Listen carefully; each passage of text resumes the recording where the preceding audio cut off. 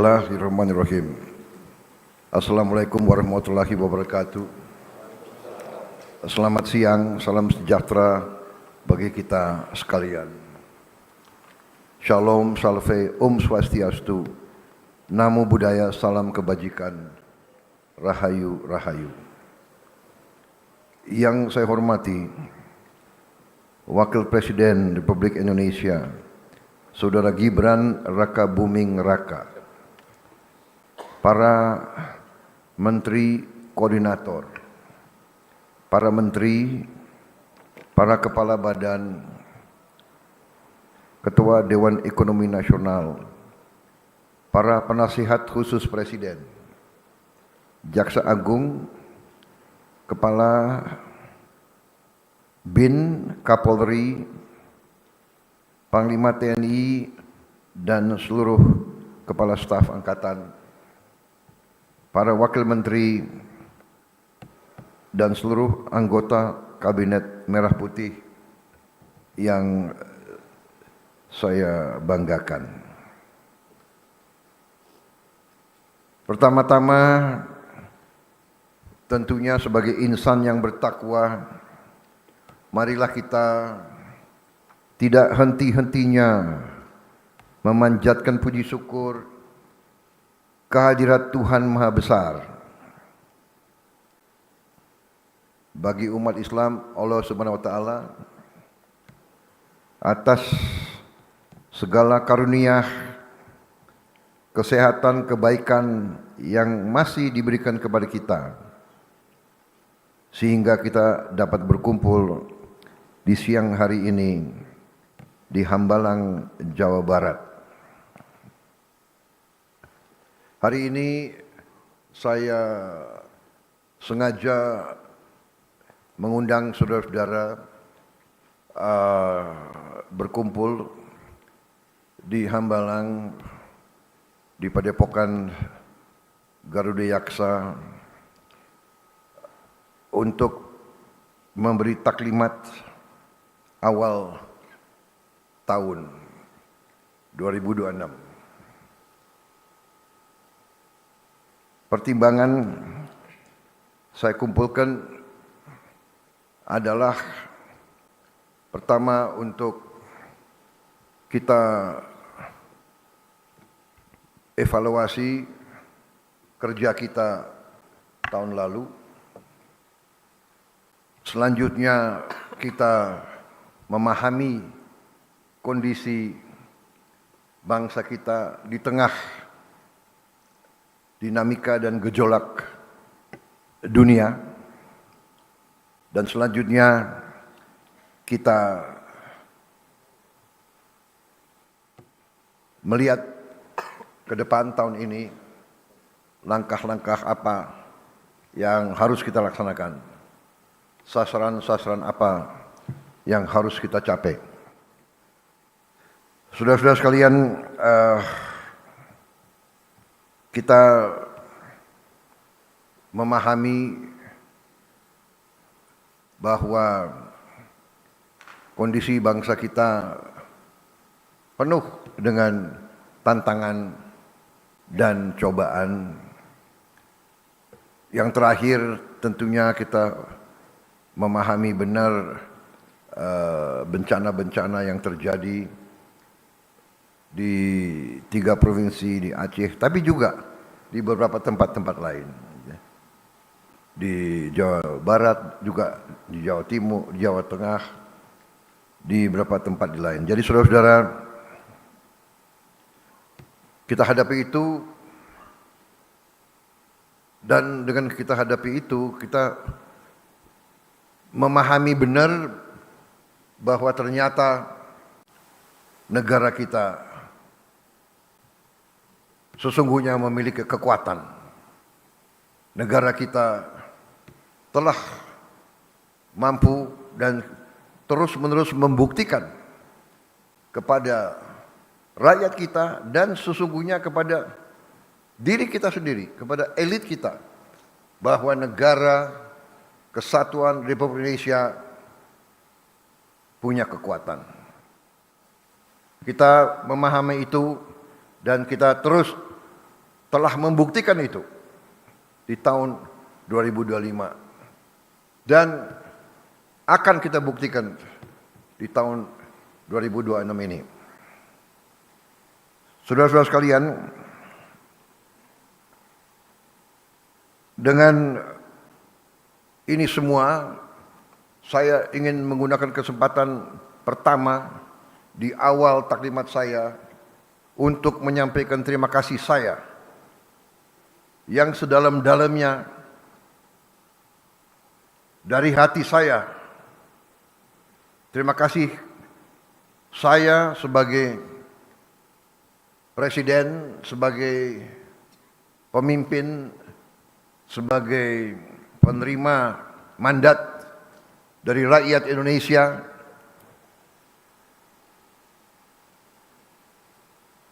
sebagai boleh dikatakan nahkoda.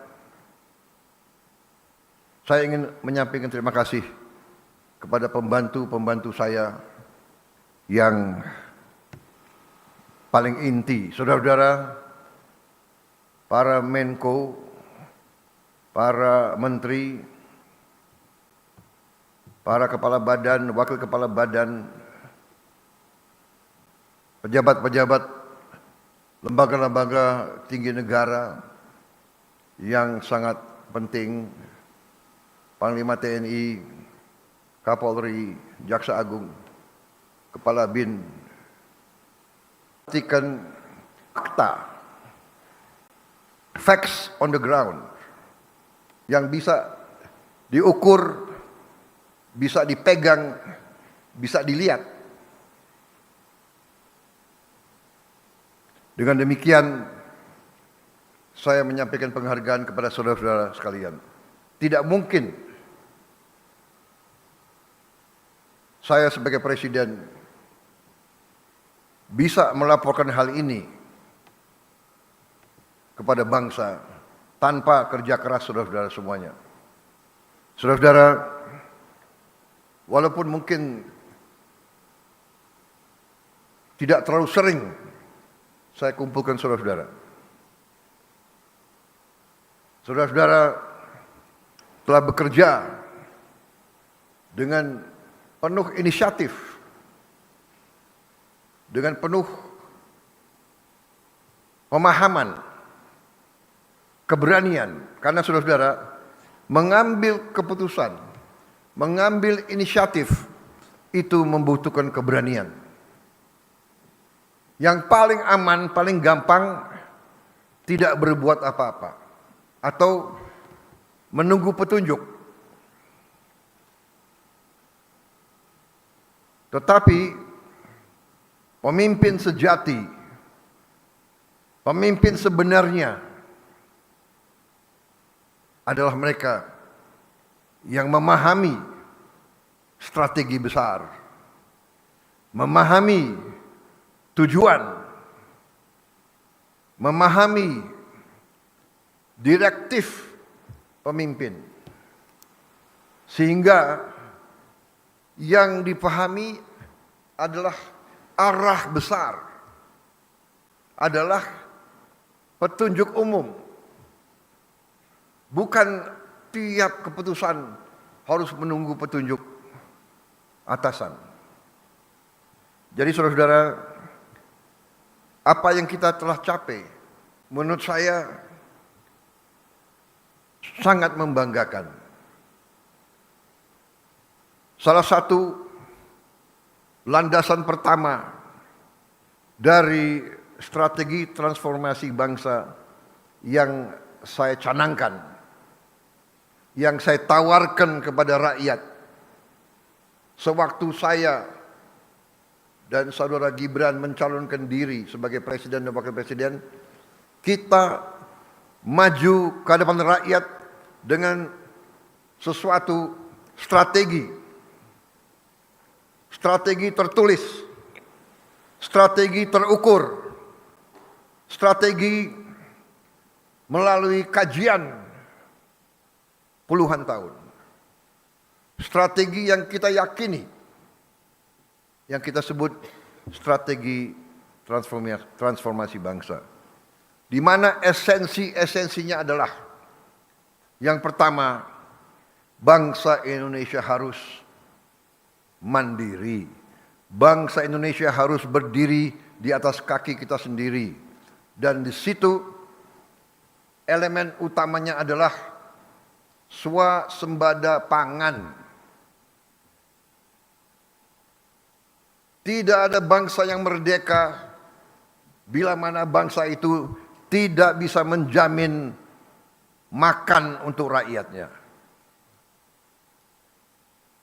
Dan awalnya adalah swasembada beras, karena beras adalah makanan pokok kita.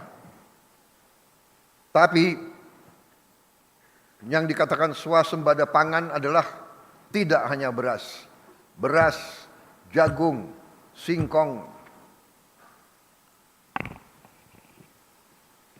dan yang lain-lain. Swasembada pangan artinya adalah karbohidrat dan protein. Kita harus swasembada protein. Dan juga selain swasembada pangan, dasar selanjutnya adalah swasembada energi. Kalau kita tergantung dengan bangsa lain untuk energi kita, tidak mungkin kita makmur. Tidak mungkin kita lepas dari kemiskinan. Saudara-saudara, strategi ini ternyata dibenarkan oleh dinamika dunia. Kita bisa bayangkan, kalau kita tidak swasembada beras, di tengah konflik di mana-mana, di tengah perang di mana-mana, sumber impor beras kita tadinya adalah Thailand dan Kamboja dan Vietnam. Sekarang Thailand sama Kamboja perang terus. Setelah perang, negosiasi, gencatan senjata, damai, meletus lagi. Dalam keadaan seperti itu, bayangkan, amankah kita tergantung import dari negara yang konflik? Salah satu sumber makanan kita juga dari India. India perang sama Pakistan. Saudara-saudara, kita juga pernah mengalami COVID.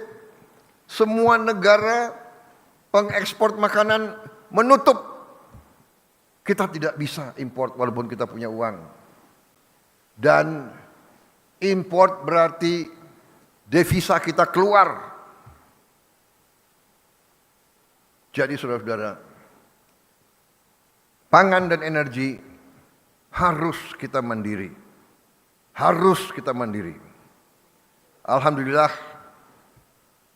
target yang saya berikan kepada tim pangan kita, saya berikan target waktu awal pemerintahan yang saya pimpin adalah 4 tahun untuk swasembada pangan. Alhamdulillah, Desember 31 tahun 2025, waktu 24.00 bisa kita dengan resmi mengatakan di tahun 2025 Republik Indonesia swasembada beras.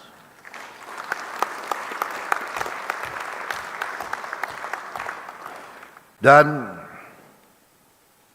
saya juga cukup merasa besar hati, bangga bahwa hari ini cadangan beras kita di gudang-gudang pemerintah Indonesia adalah yang tertinggi selama sejarah berdirinya Republik Indonesia.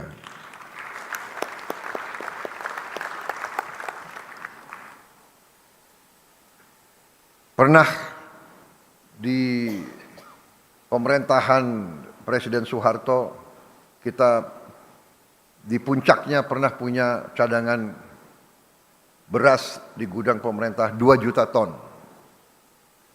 Hari ini cadangan beras kita di gudang pemerintah lebih dari 3 juta ton.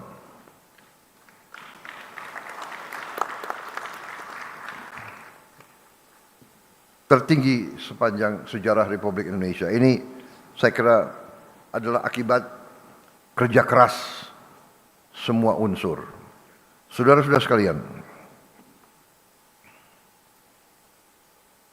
kita juga mencanangkan di awal pemerintahan program makan bergizi gratis. Pertimbangannya sangat sederhana, bahwa dari semua kajian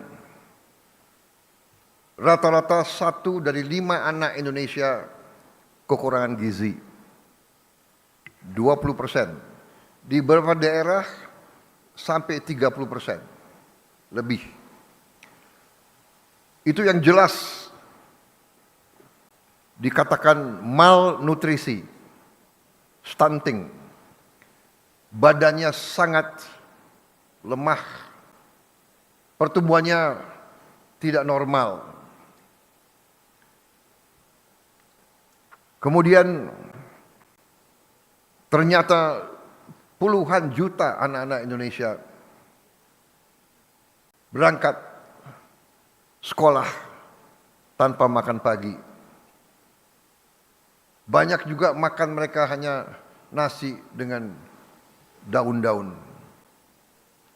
Untuk itu kita telah melihat contoh-contoh banyak negara,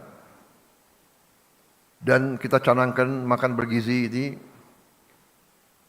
Kita mulai dengan 6 pada tanggal 6 Januari 2025. Hari ini adalah 6 Januari 2026 dan kita sudah mencapai hari ini, dilaporkan kepada saya, 55 juta penerima manfaat. 55 juta. 55 juta anak-anak Indonesia menerima makan tiap hari, dan termasuk ibu-ibu hamil. Ini sesuatu yang membanggakan juga, karena negara-negara yang kita ketahui, contoh Brazil, Presiden Brazil menyampaikan kepada saya, mereka butuh 11 tahun untuk mencapai 40 juta penerima manfaat. Kita 1 tahun mencapai 55 juta penerima manfaat. Apakah ada kekurangan? Ada. Dalam usaha manusia sebesar ini, pasti ada kekurangan. Apakah ada penyimpangan? Pasti. Dalam usaha manusia sebesar ini, pasti ada kekurangan dan penyimpangan. Tapi kita bersyukur bahwa kalau kita pelajari dengan objektif statistik, boleh dikatakan bahwa kita 99,99% berhasil. Jadi saudara-saudara, tentunya kita harapkan zero defect. Itu yang harus kita capai. Tidak kita puas dengan kekurangan 0,00 sekian. Itu pun bagi kita sesuatu yang harus kita atasi, dan alhamdulillah kita sudah mengatasi dan kita sedang atasi terus. Langkah demi langkah, pengawasan demi pengawasan, langkah-langkah pengamanan terus kita lakukan. Tapi intinya adalah bahwa kita intervensi. Saya ingat kata-kata pendahulu-pendahulu kita. Salah satu ucapan Bung Karno, "The hungry stomach cannot wait." Perut yang lapar tidak bisa tunggu. Pemimpin yang bertanggung jawab, pemimpin yang punya hati, pemimpin yang punya kepedulian harus bekerja keras untuk menghilangkan kelaparan dan kemiskinan. Ini tugas yang kita emban, tugas mulia, dan alhamdulillah kita penuh keyakinan. Kita buktikan. Saya sangat yakin, walaupun begitu banyak pakar yang mengejek saya dan tim saya, menyinyir. Mereka katakan MBG pasti gagal. Tapi kita buktikan kepada mereka, MBG berhasil. MBG dinantikan oleh semua rakyat. Bahkan sekarang saya repot, saya sedih kalau saya ke daerah-daerah, anak-anak panggil saya, teriak saya, "Pak, kapan kami terima MBG?" Dan kita lihat video klip bagaimana kendaraan MBG datang, rakyat menunggu, menyambut. Ya Allah, udah nanti anak ini, ya Allah.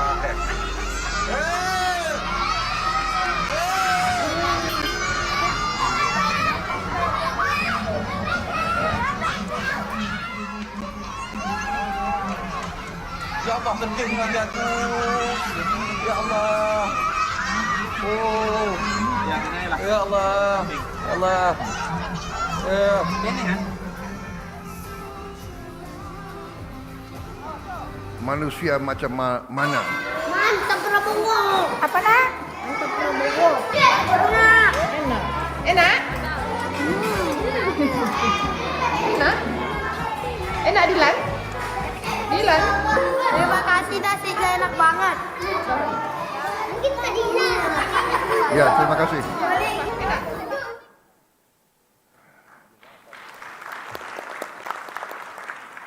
Saya tidak paham manusia macam mana yang tidak tergerak hatinya melihat anak-anak seperti itu. Saya tidak paham.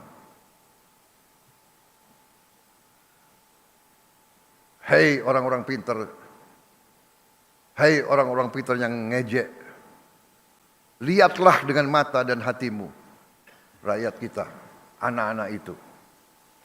Saudara-saudara, percaya kita berada di jalan yang benar, di jalan membela keadilan, di jalan memberantas kemiskinan, di jalan menghilangkan kelaparan.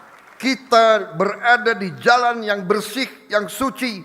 Kita berada di jalan yang diridhoi oleh Tuhan Maha Kuasa. Jangan ragu-ragu. Saudara-saudara, kita buktikan.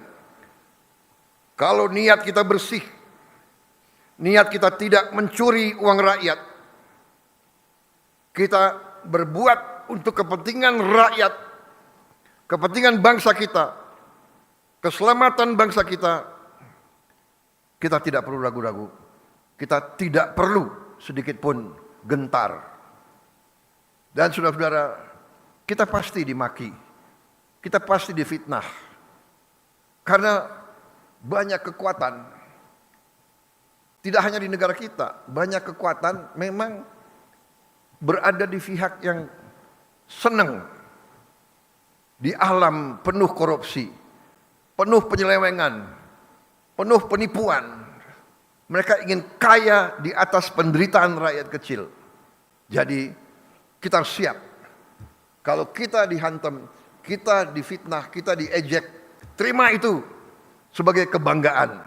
Kalau orang jahat mengejek kita, berarti kita benar dan kita harus terus melaksanakan dan membela kebenaran. Saudara-saudara, banyak sekali yang kita akan review, tapi saya kira taklimat yang selanjutnya sebaiknya kawan-kawan media kita istirahat dulu. Kalau perlu mungkin makan dan minum kopi sambil saya memberi petunjuk-petunjuk yang lebih rinci. Jadi ada hal-hal yang boleh terbuka, tapi ada hal-hal yang sebaiknya kita simpan dulu, saudara-saudara. Bagaimana? Setuju? Kok nggak semangat setuju? Setuju? Biasa itu di DPR. Tapi di sini koalisi kita kuat kan? Ketua partai semua ada di semua ya? Ada. Ketua PKB ada? Oh. Kayak Pak PKB yang harus diawasi terus ini.